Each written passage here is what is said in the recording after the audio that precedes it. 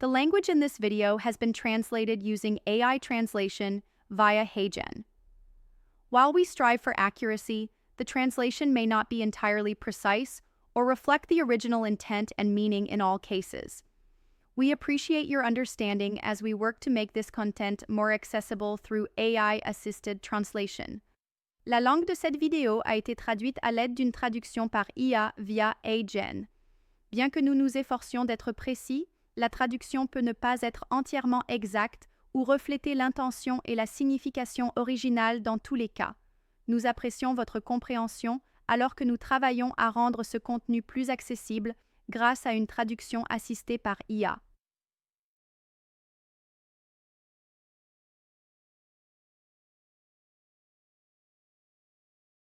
Bonjour, ici Michael Lawless et dans cette vidéo, je vais parler des prédictions de métabolisme dans ADMET Predictor. Cette diapositive présente les enzymes impliquées dans le métabolisme des médicaments. Elle provient d'une publication dans Drug Metabolism and Disposition en 2004 et elle montre les enzymes qui métabolisent les 200 principaux composés. Ici, environ les 3/4 d'entre eux sont métabolisés par les CIP. Il est difficile d'en dire un peu plus. C'est moins que cela, évidemment, pour les UGT et un peu pour les estérases. Ensuite, parmi les CIP, on distingue les 5 principales enzymes de métabolisation, 1A, 2, 2C9, 2C19, 2D6 et 3A4, avec une contribution moindre de 2B6 et 2E1. De plus, une enzyme émergente pour les médicaments est l'aldéhyde oxydase, qui peut métaboliser certains des nouveaux médicaments inhibiteurs de kinase. ADMET Predictor peut prédire les métabolites des CIP et de l'AOX, ainsi que ceux des estérases et des UGT, et je vais aborder chacun de ces cas séparément. Tout d'abord, je vais présenter nos modèles pour prédire les métabolites des CIP. Ici, j'ai simplement pris une molécule et je vais cliquer sur le bouton ADME, puis calculer toutes les propriétés ADMET. Ensuite, je vais passer à l'onglet Métabolisme ici. Et la première chose que nous voyons, ce sont les diagrammes en étoiles des substrats et non-substrats CUIP pour ce composé particulier. Et si nous passons la souris dessus, nous voyons qu'il est prédit comme étant un substrat des CIP 2C9, 2A6 et 2C8. Tous les modèles pour les 9 isoformes du cytochrome P450 ont été évalués. S'il prédit non, comme c'est le cas pour cette prédiction pour CPP1A2, alors il ne prédit pas les sites, kilomètres, Vmax, la clairance, etc. Alors, épinglons cette colonne ici, puis passons au premier modèle de substrat où il prédit oui, c'est-à-dire 2 à 6 ici. Notez maintenant qu'il prédit oui, mais que la confiance n'est pas très élevée. Il faut supposer qu'il est un peu indécis ici. Et si vous vouliez vraiment savoir s'il s'agissait d'un 2 substrat, ensuite, vous devez réaliser quelques expériences. C'est donc une prédiction un peu hasardeuse, mais puisqu'elle a prédit oui, alors dans la colonne suivante, nous avons les sites du métabolisme. Voici donc les 2 atomes qui, selon les prédictions, seront métabolisés, l'atome 15 et l'atome 11. Si nous cliquons simplement sur la cellule, cette boîte de dialogue apparaît où les 2 atomes sont marqués. L'un d'eux est 15 et autres correspondent à C11. Et nous pouvons afficher ces numéros de structure ici en maintenant le bouton de contrôle enfoncé, puis en cliquant sur les numéros d'atomes ici. Nous constatons donc que 11 et 15 sont les sites du métabolisme. Et voici les scores. Nos modèles de sites de métabolisme sont donc en réalité des modèles de classification construits à partir de descripteurs atomiques où chaque ligne du tableau QSR correspond à un atome de la molécule. Ainsi, il produira une ligne pour chacun des atomes ici qui peuvent être métabolisés. Cet oxygène et ces oxygènes ne sont donc pas considérés comme des sites de métabolisme SIP, car les SIP ne métabolisent pas les oxygènes. Il faut que ce soit un carbone portant un hydrogène.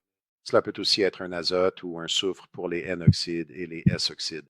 Ensuite, à l'intérieur nous développons le modèle et voici les scores ou les résultats du modèle.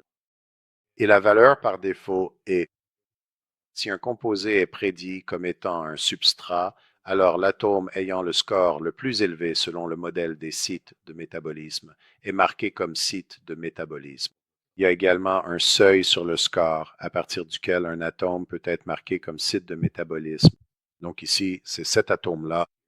Et notez que celui-ci a un score élevé et celui-ci aussi, mais ils n'ont pas tout à fait atteint le seuil. Vous voudrez peut-être examiner ces scores plus tard. Ensuite, de la même manière, nous allons avoir des résultats similaires pour 2C9 et 2C8. Maintenant, si je double-clique sur la molécule et que je clique sur le bouton MET, vous verrez qu'il prédit ces sites de métabolisme pour 2C9. Et ici, il y en a 3 pour celui-ci. Et donc, il les hydroxyle simplement. Pour revenir sur la procédure, d'abord, il prédit si c'est un substrat ou un non-substrat pour une certaine isoforme du cytochrome P450. S'il prédit un substrat, alors il prédit les sites et le métabolisme. Maintenant, une fois qu'il a prédit les sites et le métabolisme, nous passons dans MedChem Designer. Il détectera qu'il y a 3 sites pour cette isoforme particulière, puis insérera un oxygène entre la liaison CH. Et cela se fait à l'aide de certains fichiers appelés fichiers CRF, et je vais expliquer cela. Dans un instant, mais essentiellement, il identifie quels atomes sont marqués, puis utilise une chaîne SMERC pour transformer la molécule en produit.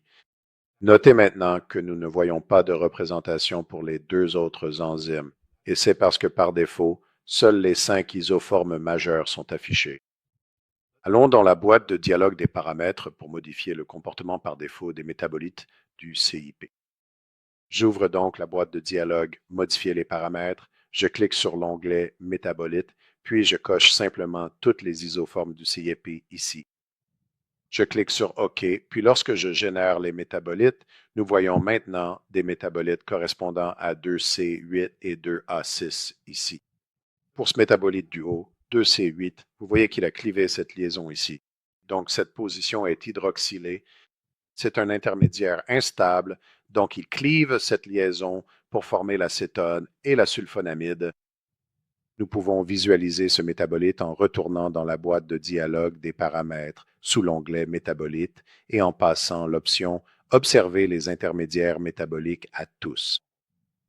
Nous allons cliquer sur OK, puis utiliser la fenêtre pour revenir à la molécule d'origine. Maintenant, lorsque nous générons les sites de métabolisme, vous voyez que nous avons affiché l'intermédiaire ici. Parfois, vous savez, les transformations sont incorrectes, donc en réalité, il s'agit d'un intermédiaire stable qui peut être isolé lors de l'expérience. Et c'est pourquoi nous voulons montrer les intermédiaires ici. Ici, je veux montrer un exemple d'une transformation un peu inhabituelle. Nous avons donc un produit agrochimique. Je vais double-cliquer dessus, puis simplement cliquer sur le bouton Map ici. Et je veux discuter de ce métabolite particulier ici qui prend ce soufre et le transforme en oxygène. Il s'agit donc d'une transformation connue pour cette classe d'agrochimique. Et nous l'avons en fait incluse et avons marqué cela comme un cytométabolisme. Et puis, les règles de transformation que j'ai mentionnées plus tôt convertissent le soufre en oxygène. Dans cette prochaine section, je vais décrire notre oxydase d'aldéhyde. Ces modèles fonctionnent de la même manière que les modèles cytochrome P450, en ce sens qu'il existe un modèle substrat-non-substrat AOX si le composé est prédit comme substrat. Ensuite, nous prédisons les sites de métabolisme pour le composé. Cet exemple de composé est le BIBX. C'est un inhibiteur de la kinase EGFR et il avait une très faible biodisponibilité orale. Et ils ont découvert que cela était dû à l'oxydase d'aldéhyde qui métabolisait le composé. Si je prends le composé et que je calcule ensuite les propriétés ADMET, alors je vais dans l'onglet Métabolisme.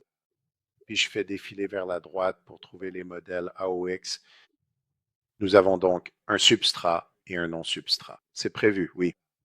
Et si nous double-cliquons sur cette cellule, nous affichons ici les 2 sites prédits pour le métabolisme de l'AOX. On peut double-cliquer sur la molécule pour l'ouvrir dans MedChem Designer. Ensuite, je vais accéder aux paramètres et désactiver tout sauf l'AOX. Enzyme.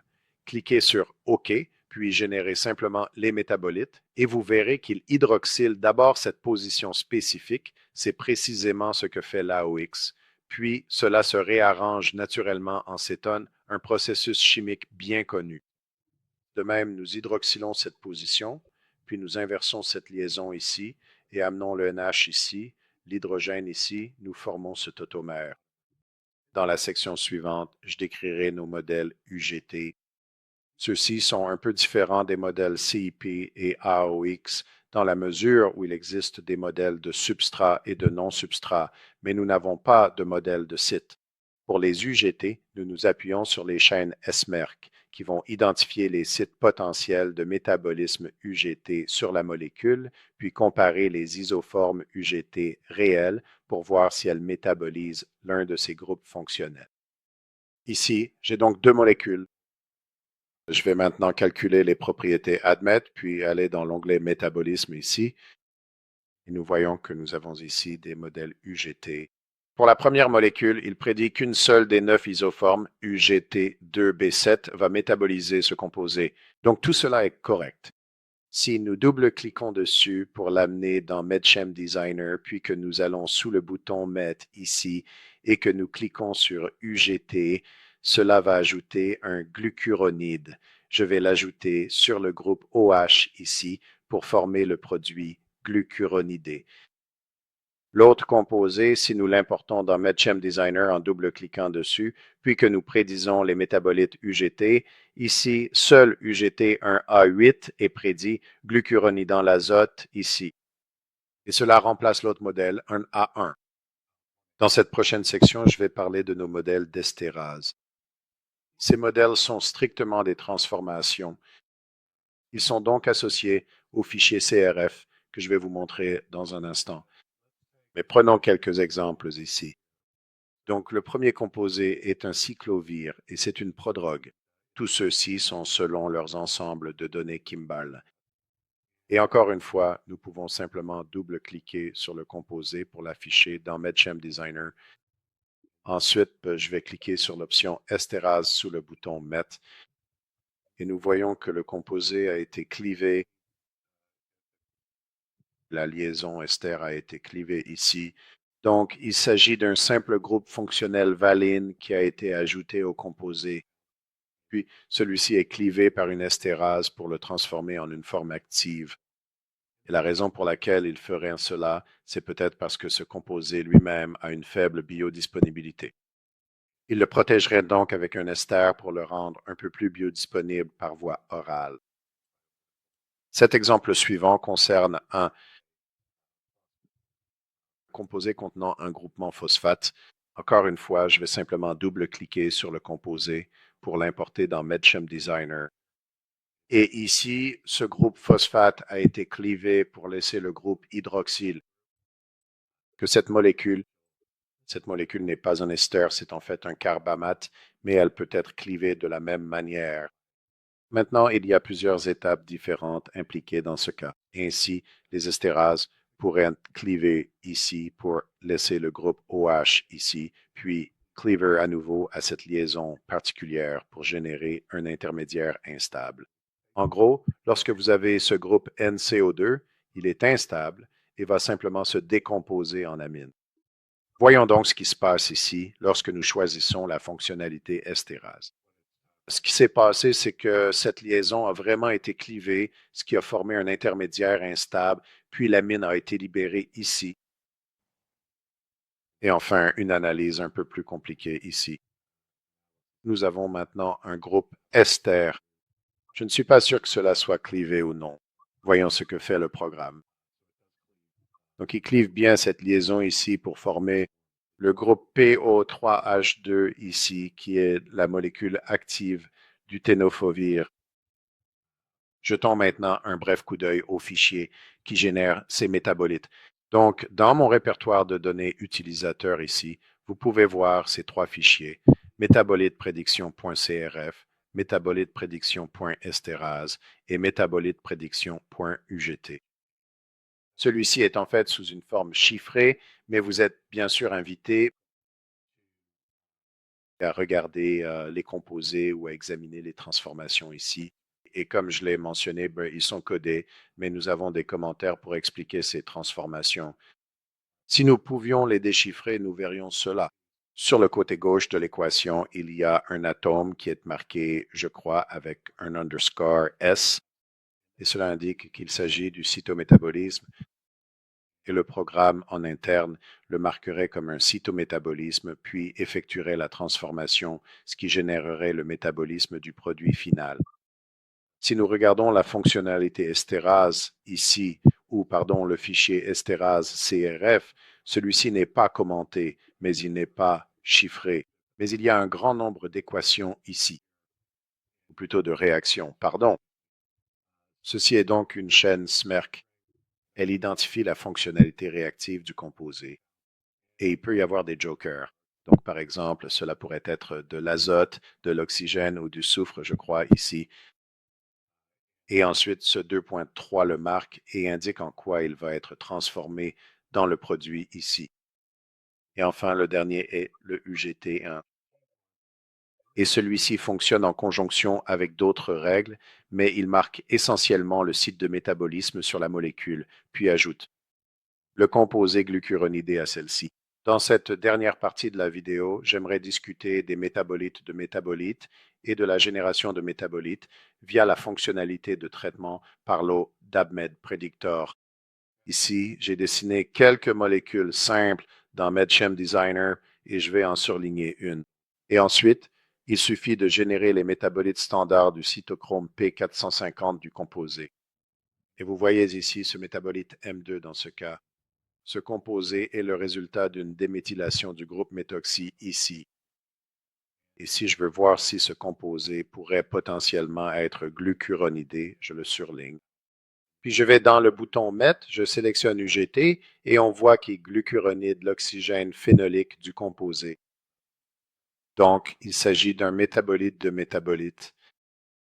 Revenons maintenant à l'autre structure. Dans MedChem Designer, nous allons générer des métabolites ici. Et puis, en bas à gauche, vous voyez qu'un aldéhyde a été généré. Or, les aldéhydes sont des composés réactifs, donc en général, le corps va essayer de s'en débarrasser. Mettons donc ce composé en surbrillance et générons à nouveau des métabolites. Et vous voyez ici que nous prédisons que l'aldéhyde oxydase a converti l'aldéhyde en acide carboxylique. C'est l'une des principales fonctions de l'aldéhyde oxydase et cela aide à détoxifier le groupe aldéhyde. Je devrais également mentionner que le CYP3A4 peut aussi métaboliser les aldéhydes en acide carboxylique. Dans la dernière section, je voudrais simplement décrire la fonctionnalité de traitement par l'eau dans les prédicteurs ABMET. Vous pouvez sélectionner autant de composés que vous le souhaitez. Disons que nous allons simplement en sélectionner quelques-uns parmi ces composés. Et ensuite, que si je fais un clic droit dans cette zone, nous pouvons aller dans Générer des métabolites. Vous avez vos options pour les CYPs, UGT et estérase. Je vais générer des métabolites SIP. Et puis, dans l'interface graphique ici, vous pouvez parcourir un certain nombre de cycles métaboliques. Vous pouvez donc générer un cycle pour tout ceci. Et si vous augmentez le nombre, cela va générer des métabolites de métabolites. Faisons donc cette opération très rapidement ici. Cela va ouvrir une nouvelle feuille de calcul ADMET Predictor avec ces métabolites et je vais un peu élargir la vue. Voici donc le composé de base, puis voici quelques métabolites de ce composé de base et ils auront tous un numéro M qui leur est associé. Et lorsque vous voyez un MM, cela signifie qu'il s'agit d'un métabolite d'un métabolite. Il a donc prédit les métabolites de celui-ci. Le premier composé, en quelque sorte, lors du premier passage, puis un second métabolite issu d'un métabolite. Vous pouvez également générer peut-être la première série de métabolites, des métabolites C8P, puis exposer cela, vous savez, continuer et générer éventuellement des métabolites UGT pour ce composé particulier. Et cela va générer lors de la première phase des métabolites CP, puis lors de la seconde phase, le glucuronide. Forme des composés. Voilà, c'est tout pour la vidéo sur la génération de métabolites. Et si vous avez des questions, vous pouvez envoyer un email. Merci. Et je vous dis à la prochaine. Au revoir.